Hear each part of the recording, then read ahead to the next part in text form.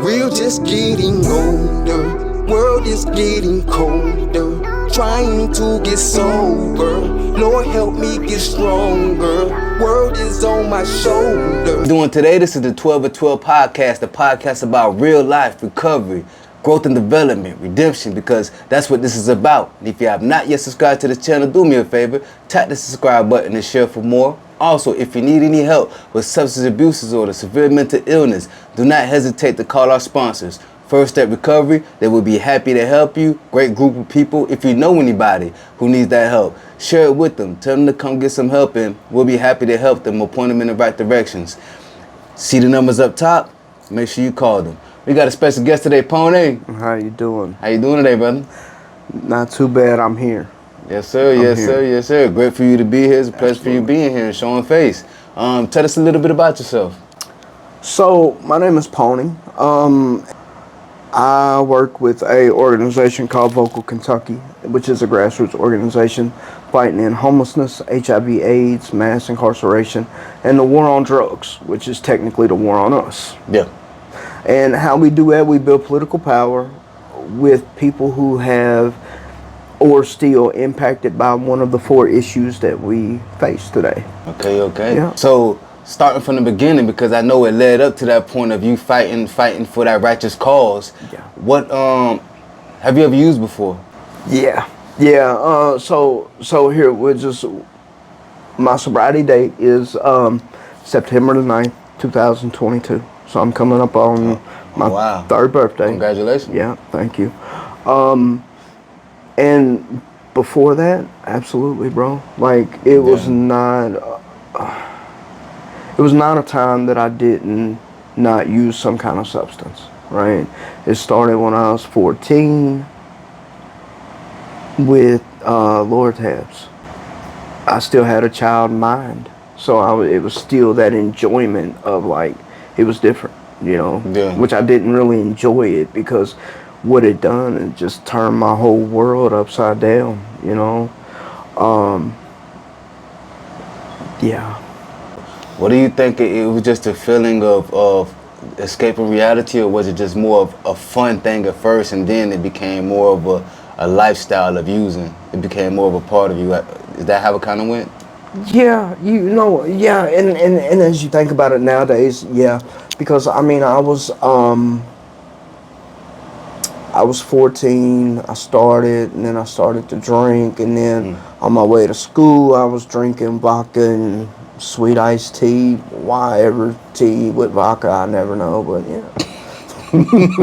Not a tea with the vodka drink. Right, yeah. You know, and then as that progressed, I also had my first child when I was 17, and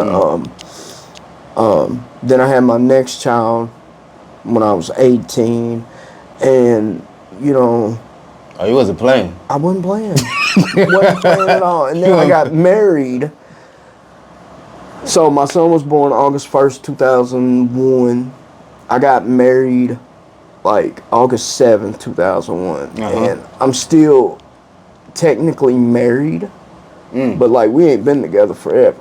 You know? Oh, okay. Yeah. So, and you know, and then I ended up having, and then, so as when I dropped out of school, I want you to just kind of remember this. Like, I was the only white guy in my whole neighborhood, right? Oh. So it seemed like everybody in my neighborhood except for me got like, hey, the white guy, will he tell on us, blah, blah, blah, blah, blah, right? So me, I had to make for sure that I proved to everybody, like, bro, I'm not that dude. I sold crack in a broke down Cadillac, you know what I'm saying? So I ended up earning the respect of my neighborhood just because it's something that I had to do, you know? Yeah. So then I became a product of my environment. And saying that, you know, like I'm a 5-time convicted felon. I had used drugs for 25 years. I was homeless for 15. Like, so, yeah.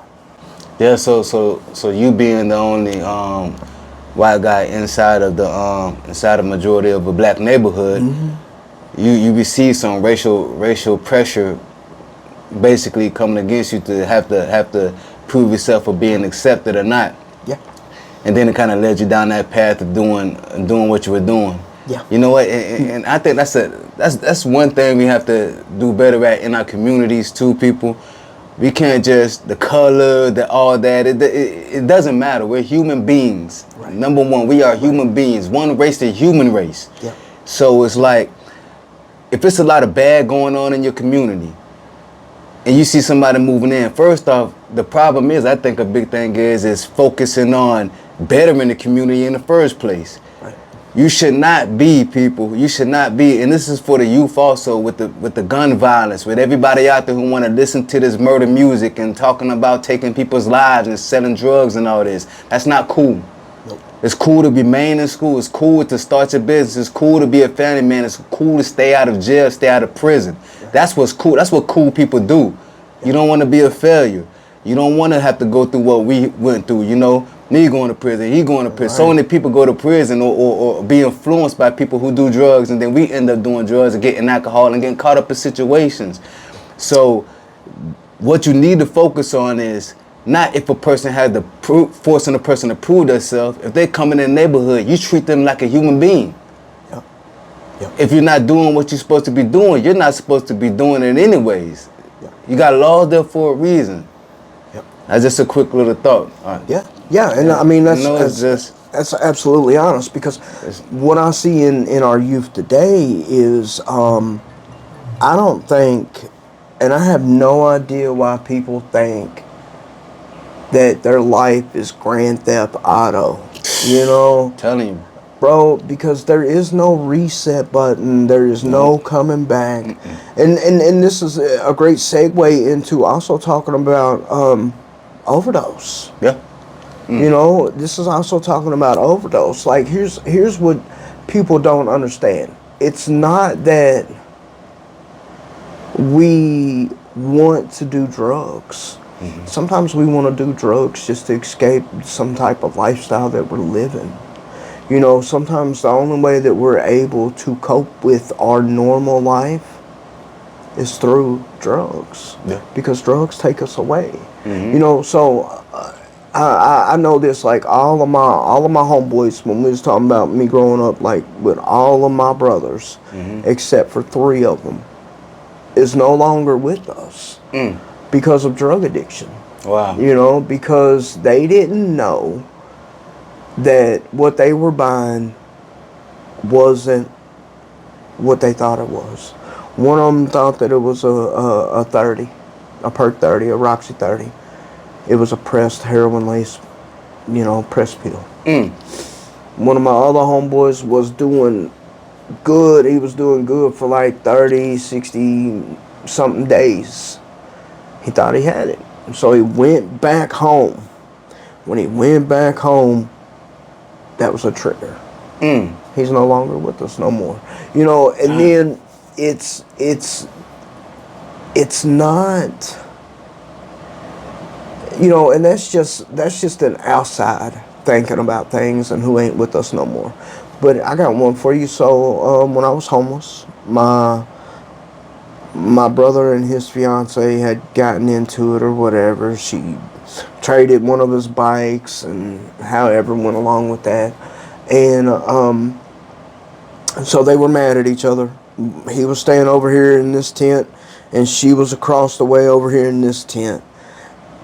But she wasn't even in the tent. It was nice weather outside. She just had a blanket or whatever thrown out over here.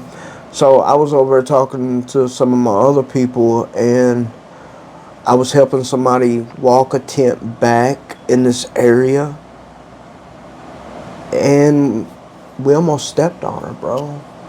And when I say that, that's because she had used a loan, and she died. Wow. And it was so terrible to have to call. And, you know, like, I'm not going to get into deep details, but you just got to imagine it was warm outside. She was over there for however long, and it was just bad, you know. And people, and that's another thing that people do. Even if people do use, it's not shameful. Don't use alone. Yeah, yeah. You know, Yeah. at Vocal Kentucky, we have one of the only harm reduction restrooms in Kentucky, right? Because we don't want nobody to die. Because, of course, sobriety is what we would love for people to be able to do. But if you don't, it's okay. Because as long as you're caring and being compassionate and loving, that's all that really matters. For the people who don't know what a harm reduction bathroom is for vocal, like exactly what is it? So a harm reduction bathroom is where if somebody wants to use the bathroom and use safely, right? Say that they still are in their madness. Well, you come in there and you can either set up on the table, however you may do it, except for smoking, because there is no smoking in the building. Any other way that you want to be able to do it, and that you know that somebody's going to knock on the door or the alarm is going to go off every 3 minutes, just to be like, hey, are you okay? And as long as you get back a response, then go on about your business. But it's just a place for people to be able to use safely, Yeah. you know. So you have like things like naloxone and Absolutely. and things like that. Okay. Absolutely. Yeah. So and I'm glad you said that too. So I want everybody to understand that here in Louisville, Kentucky, that Vocal Kentucky is the reason, the biggest reason of why we actually have Narcan in jails now. Mm-hmm. We pushed and pushed and fought and pushed, and we got the Narcan in jails. Mm-hmm. So that is like, see, and that's the power of the people. Yeah. And that's what we do, you know, because how can you talk about us without us? Kind of just like this show, right? Yeah. How can you talk about the things that we're living without the people who's living it? Yeah. You know? Mm-hmm. So, and then it just, yeah, we just need, like, there just needs to be more of this community. Yeah. There needs to just be more. And I think in Louisville, what they do is they silo us away from each other. Yeah. Yeah. It seems like it's kind of like off. Everybody's not like trying to move as one as they should be to make that push. Because honestly, I feel like if we all pushed, it would be a revival. It would be an awakening to the point of spiritual, physical, mental awakening of the people. Yep. You know, if we all just stuck together and just like, yo, you know, I'm not going to mess with you because this, that, or I'm not going to mess with you because this, that. Mm-hmm. You know, but if we just remember the cause and what we're doing it for. Right. You know, because at the end of the day, there are higher ups who don't want to see things happen. They like to, you know, keep control on people. That's just how it goes, you know what I'm saying? I'm not picking no sides, I'm not saying this, that, not getting into political things, but there's always, no matter what, throughout history, there's always higher ups who want to keep certain control on things and like certain chaos involved in it, because chaos brings, you know, certain laws and certain things with the chaos, but you know, we come together and we find that solution to the problem. Let's not just talk about the problem. Let's talk about the solution to the problem. So each and every one of us who's, you know, vocal, you're doing your part. Yeah. We're doing our part. You know, different houses and different people who literally came on our platform, and you could just go ahead and look at them with the different interviews. They're doing their parts. Yeah. So if we're able to just literally use something, even for a voice of the people with this podcast, to come out and be able to share what they're doing, youth prevention, you know, from using violence in the community, trying to stop the violence, you know, job placement after they go through programs, what we can do to aftercare programs to help people once they get right, get job placement and things like that, you know, because at the same time you might have higher ups who try to snatch certain things from you. And then next thing you know, people are losing jobs, and this is continuously happening. But if we come together as the people, Yes. and start coming together with a solution, Yep. and we move with one accord as a solution, that's a powerful thing, I believe. Right. It's got to be one voice. It has to be one voice, right? Because so let me be the host real fast. I'm gonna ask you a question. Okay. So, what is a success for you, right? What is a success for you? As in, is it bringing somebody in, or what is it? Let me ask you. Well, a successful thing that I see is when, not just when the person comes in, but when the person graduates. Once they actually coming in, okay, that's a good step. But when they actually graduate, you know, and they finish it, and then they decide to do better in life, it's like, okay, you know what, I done did this X amount of time clean. I got goals now. I got inspirations. I got aspirations now. Now you're ready to move on to getting your apartments and getting your houses and jobs and things like that, because now you're doing, once you graduate, that's the most successful thing, because you see the smile on their face, you see the family members, they're happy, the kids, they're coming together now because they're changed from the inside. Right. You know, and once they're changed, then it's like, you know what? They're a different person than they were 60, 90, 120 days ago. Now they got ambition, now they got goals, now they got life. Yes. Because they were walking in. When you see the people, when they come in, they're completely different when they're head down. You know, might smell bad, holes everywhere. Hey, what do you got planned for the future? Nothing. Nothing. I just wanna try to get off of this right now. That's all I know. Right. But then about time they graduate, they got plans again. Hey, what your plans is now? Man, I'm trying to get a job, man. I'm trying to get a car. I'm trying to get transportation. I'm trying to get a husband or wife, but I want to get right, you know, and it's just, you know, or I want to get back right with my husband or get back right with my wife, or however that goes. It's just, they go from being dead to being alive, and now you see that look in their eyes, and they're just like, I'm ready to go take on the world now. That's right. That's success to me. Right. And I'm so glad you said that, because so in the field, being an organizer, right? So mine isn't just the rallies and the you know, making noise. That isn't part of, like, it's a great part of the work, but the greater part of the work is when we have more access to restrooms, when we have less unhoused people than we do vacant houses. You know, when we're able to actually watch people grow, and they don't need our services.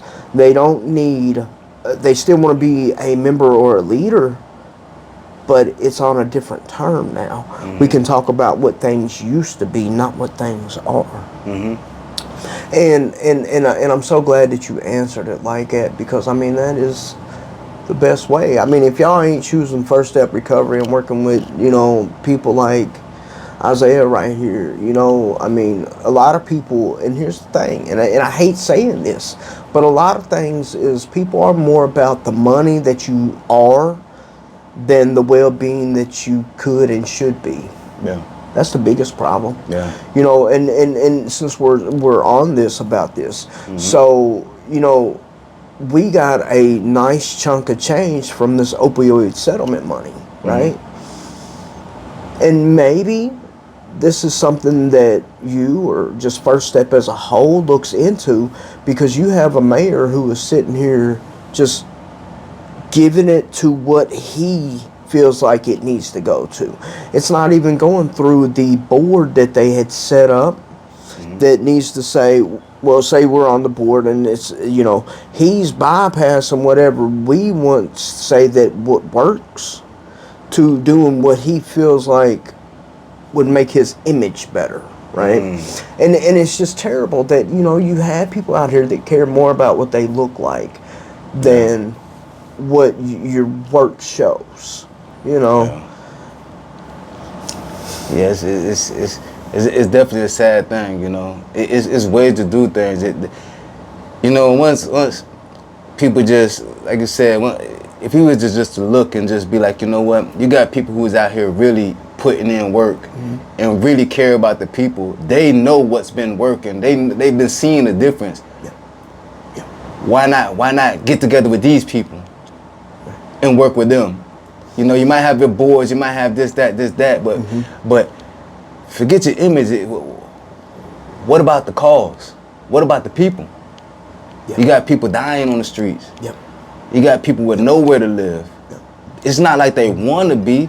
If some of them want to be, then that's their choice. But a lot of people, they just need that help. They just need that hope. Right. You know, they need that good hope again, man. They need that good change, and they just need to get off of this. Like you said, vocal focuses on war on drugs. Yeah. This is a war. You don't believe it? Yeah. Look what the president's doing right. Just look at it, and it doesn't matter if you like whatever political side. Just look at what the government is raging against the cartels right now. Yep. Because we understand that it is a war. They got little with drugs who are unaliving mass Americans every year. Yes. And it's focusing on the youth. The youth is taking so much, or even a little bit, and they're dying. Yep. Every single day, every single week. Yep. Every day. Every day. And you know that is what they, and that's in turn what they done. You know, like the 1994 crime bill was a war on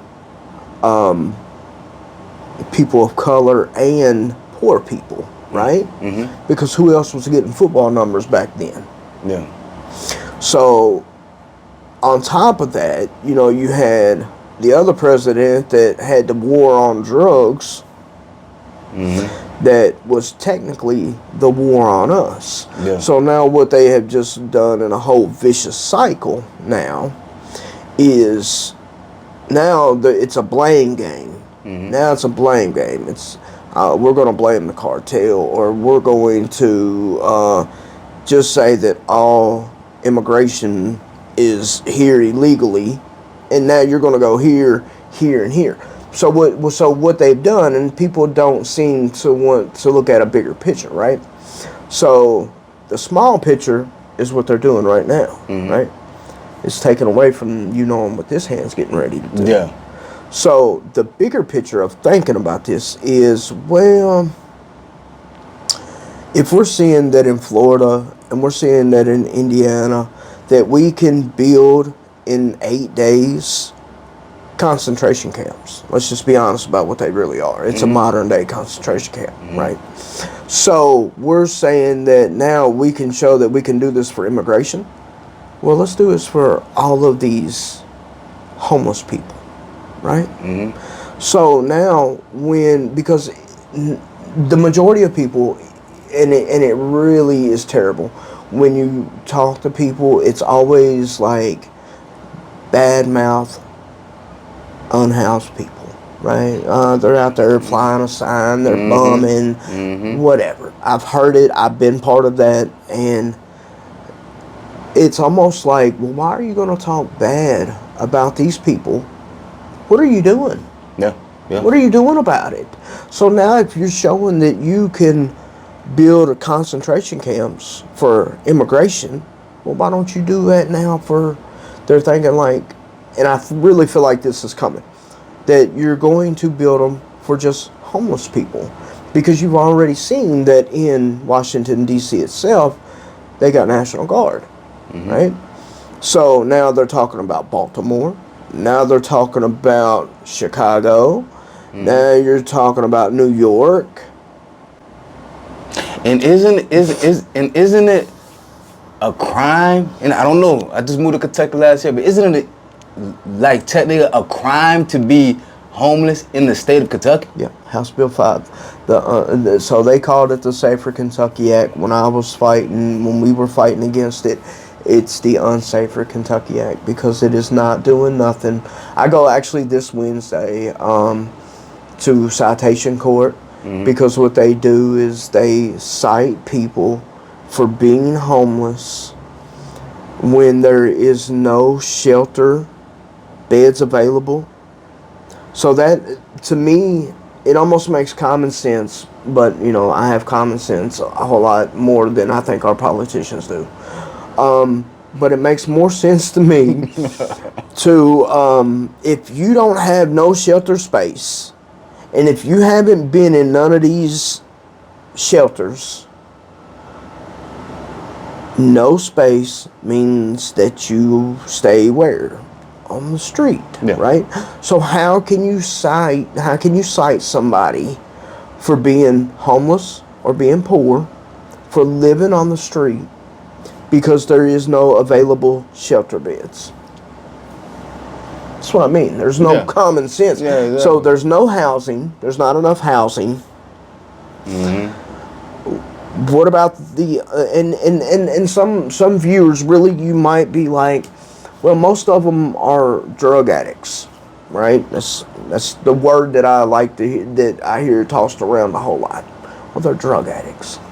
Are they? I can guarantee you, true numbers, that 35% of them deal with mental health issues, right? 32% of them deal with drug addiction, and the other 33% of people are just bad luck.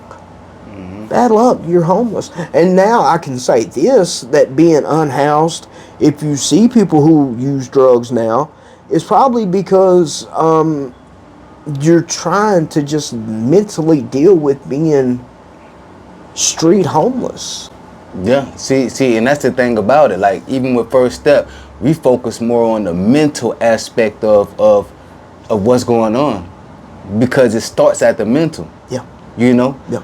You're trying to, like you said, one thing, you're masking. You got a mental problem. You might be trying to get over it because you might be trying to even out your PTSD or even out your schizophrenic or whatever, paranoia or whatever you might have going on. Yeah. The majority of people we see, it starts at the root of the problem, is to deal with the mental aspect of it. Yeah. You know, and that's what we focus on. The First Step. First off is the mental aspect, and that's what you got to realize. Like, a lot of people out there suffering from mental issues. Yeah. You know, and then they're trying to mask it with the drug, and then while they're trying to mask it, they get hooked on the drug. Yeah. Yeah. You know, and then and so that's it. So then, like you were saying, a good point. Okay, you don't have a place to house them. Where are they gonna go? Oh, you want to put them in jail. Yep. Now it's not, okay, you're going to be free, we're going to actually give you a solution. No, we're going to put you in jail, confine you, not even give you help for the mental issues that you're actually going through. Right. Right. So now, where is the solution now? No, that's a problem, because you're not going to be able to hold them in jail forever just for not having a place to stay. They're going to go back out, and then you're going to arrest them again. Yep. With no help, no solution to the problem. You're hearing this, people. There's no solution to the problem. Right. What places like us, Boca, and all these other places, these houses and homes, they're giving the people when they're snatching and trying to close places down, this and that. The people who really care. We're not talking about the people who's in it for money, you're scamming. We're talking about the people who really here, really caring for the people, and really getting real results, and really helping people out. Yep. Yep. You don't just lock people up because they don't have a place to stay. It doesn't make any sense at all to put them inside of a 6x9 cell. Guards telling them when they gotta everything, shower, Everything, eat. yeah. You can't see your family if you want to. You're locked up. Your rights are taken away because you don't have a place to stay. Your rights are snatched from you. Right. Yeah. Well, and think about this too. I was like, you got to remember Sad. this too, that when they come in with, let's say that they have mental health issues, they have medication that they take. Mm-hmm. A lot of times, and this is facts, right? A lot of times they don't even give the people their mental health medication. Nope. They'll leave them in detox for 6, 7, 8, 9 days when they should have been giving them their mental health medication. So when they come back out, they're ready to maybe move on somewhere and move forward. And a lot of people too, here's the bad thing. Like just the other day, I think it was last Thursday, there was this gentleman that has never ever been in any of the court system. Never been to jail, nothing. Don't have no record. He's like almost 35. They cited him for being homeless. So now what does that cause? Here's you a snowflake, right? Now, and that was just him being homeless. And now it's already a ball about this big because he got cited and now he has court. And it just puts them into a system that is not helping nothing. And everybody in Louisville just know that the mayor wants to fund this citation court that happens the last Wednesday of every month. He wants to fund this citation court with opioid settlement money. But there's nowhere for nobody to use a bathroom at downtown. There's not no, who. I just had one of my dudes who is a member at Vocal Kentucky. He stays at Salvation Army, right? He comes to Vocal because he prays to Allah, and it just gives him a better place to be able to do that at. He sent me something, and I also reposted it on Facebook about the living conditions that he stays at. Where he stays at in this living condition is cockroaches running on the floor. He's on a jail mat on the floor with bugs running right past him. So who in their right mind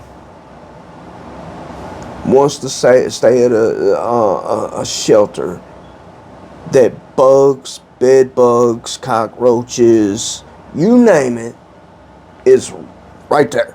You know what I'm saying? And we got to sleep right there. Who wants to do that, bro? But they want to force us into shelters that shouldn't even be open, that the mayor funds, but people live, they live better at the dog pound.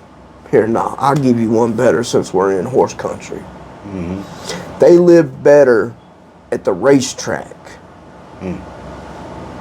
And horses are treated better than the human life in these shelters.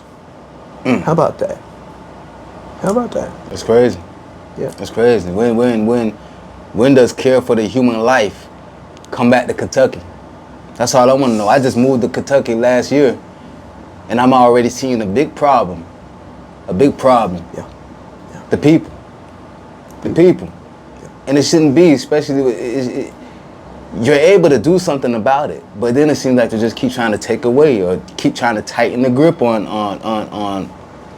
the solution. Then you got people with the solution instead of coming together with the people with the solution, with the people, not just one person sitting up there like the brain of everything, with the people who's all moving already in an accord to try to make a difference. Yeah. Instead of getting together with these people and be like, what can be done? What can be done? And then moving it that way to actually make a change and make a difference. I'm seeing like you said, care about the biggest thing. It's a horse race once a year. Once a year. That's the biggest thing I hit. It's not about, hey man, we need to help these people. Oh, brother so-and-so, he's on the side of the road. So, sister so-and-so over there. So-and-so just OD who I grew up with. You know so-and-so's mom, yeah, she just died over there. Yeah, we just stepped over the body of our child over here. It doesn't matter, but that throw him in jail. Are you serious? Yep. When animals get treated better than human beings, who takes care of these animals? Right. And right. You know, I hear people say sometimes, "Oh, we don't deserve the animal. We don't deserve the animals," and that type of saying like that. What are you talking about? We're humans. Get your mind right and get back to the order of things, how it is. How it is. Right. We are the top of the food chain. We are human beings. Right. We're not animals. Right. I believe we came from God. I don't believe that we came from monkeys. Right. So my thought process is that we are here for a purpose, and change is a big thing that we need to do to help the people who's walking around without a purpose. They need to see that people are cared for out here by the government who's supposed to be protecting and watching over them. You know? Supposed to be. Supposed to be. Supposed to be. You know, yeah. Hopefully share this video too, so hopefully that it could reach out and possibly yeah. reach an ear of someone who's in some type of power to be able to do something and come together so we can actually come to a solution to the problem instead of throwing people in jail, instead of snatching funds and keeping them for only God knows what, a horse race one time a year. Right. To build whatever, who knows what else next. Oh yeah, you remember? So remember that pickleball was supposed to have been something that they were going to build over here. I think in Shawnee or somewhere. Who plays pickleball? Who plays? I don't know. Right. Then you had the mayor talking about that he was going to build this. It looked like a taco hat, right, on the waterfront. For what? Right. Well, what's this? That's what I'm saying. Like we have somebody, you know, who kind of reminds me of somebody with a higher power than just our mayor. It's almost like they think on the same lines. Like they're going to talk before they even think, and most times it's one of those foot and mouth moments. Like, why did I do that? Or some people just don't care. Yeah. But you know, you got to remember too though that before House Bill 5, before you came up here, the only time that they wanted to bother the unhoused people and shoo them away like that they were just a burden was right before Derby, right before like college basketball, anything that makes us look like we're dirty or that we have problems with no solutions.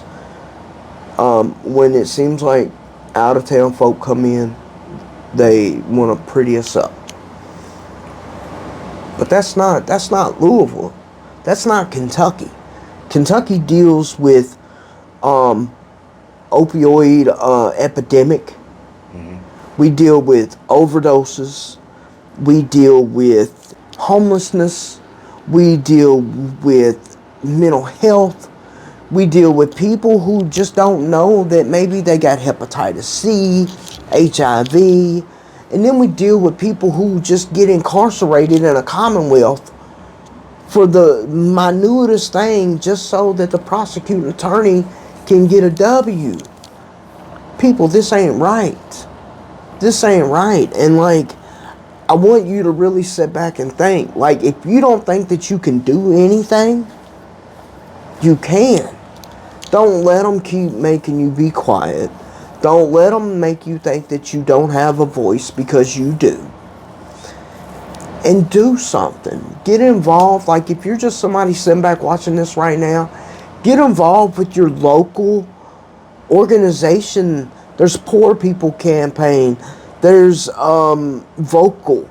There is other organizations out here that is fighting to make for sure that places like First Step, places get to continue to do the right thing for the people. Because we are the people for the people. Nobody else is going to be. Yep. If we ain't got us, who's got us? You're right. And that's facts right there. That's truth. So tell us a little bit about what some of the steps that Vocal or the goals that you have personally and for the future. So what I know that I want to work on soon is and I'm putting together a work plan right now. It's like 3 different things. First thing is going to be able to get this radio show jumping, of talking, bringing in people with lived experience, like what got you where you are. You know, either that be on drugs, whether that be homeless, whether that be sober, whether that be whatever got you in life, where you are, let's talk. And we're going to talk truth, right? The next thing that I'm doing work-wise is, and that's part of work too, but the biggest thing is like New York, our sister affiliate, Vocal New York, did a movement for a Free to Pee movement, right? So we here in Kentucky are about to start working on a movement for restroom access. And it's not just about homeless people when I talk about that. Anywhere downtown, you have to pay to use a bathroom. McDonald's, you got to buy something. Dollar General, not letting you. Gas stations, not letting you, you know. So we want to have stationary restrooms for people to be able to use. And then another thing that I'm working on is, so what got me sober was my daughter, right? My daughter, I am an advocate of Suboxone. I am an advocate of, like, sometimes it just takes you to get where you need to get. Yeah. You know? My daughter should be 3 coming up in November. And the one thing that I promised that I would never do was ever let my daughter see me high. Yeah. Just like Kalichi said, right? So, and what I'm working on right now is I am going to try to buy me a house sooner than later, just so if something happens to me, she's got something. Yeah. You know, my partner, which is my kid's mama, she just celebrated 3 years of sobriety, April 18th. And this was so crazy about her, bro. It is. April 18th, she just celebrated 3. She's coming up on 4. So she got out of jail. She had drugs in her bra. And she laid in the bed for like 2 days, bro. And it's like she went from being littler to a little bigger in 2 days. And it was like, man, what is... So I went, and this was during the madness time, right? So I went to the store and I took a pregnancy test.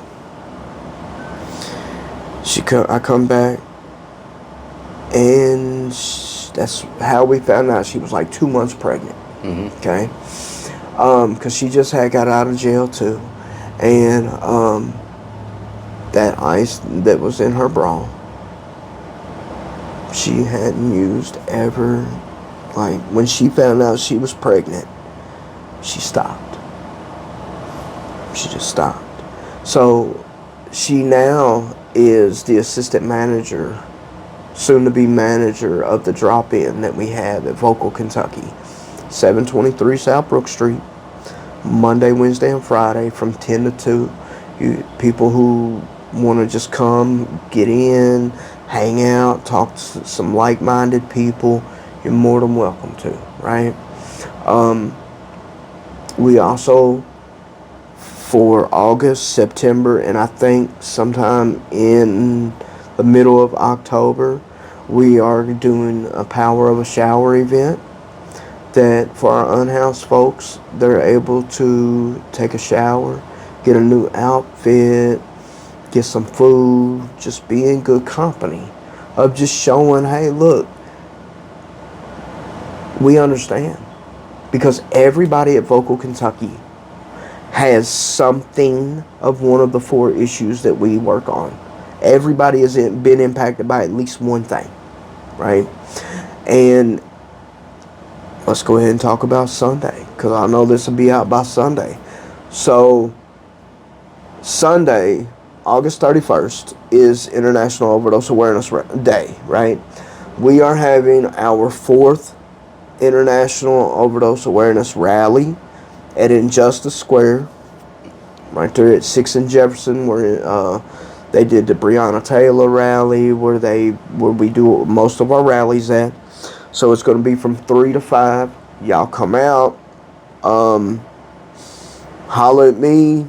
We're going to have, I think the shirt says, not one more overdose or death, in purple and black. And on the back is going to be the Vocal, Kentucky. Okay. So I got a flyer for you. You can, you know, if you however you want to do it, to add it so people can see it. And we also have monthly membership meetings, right? We have monthly membership meetings. It's usually the 3rd Wednesday of every month.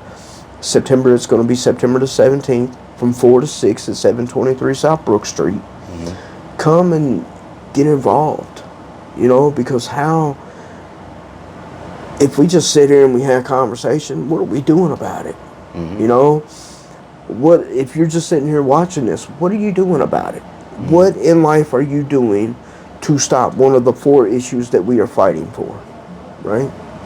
So y'all can come down there, get involved, get some good education, community partners, and that's something that I'd like to ask you about. So you can also become a member, is also come and talk about, you know, like 2 or 3 minutes of what First Step offers. If people right here, right now, you know, or whenever they're ready, would like to come to First Step, you can tell people what they do, the aftercare, the this care, and 2 or 3 minutes, you know? Yeah. Definitely put that together. I'll come through. Absolutely. Definitely will. Absolutely. I appreciate you coming, Pony. Man, I appreciate being Thank here. you for your time and for the great work that y'all doing for the Thank city. you.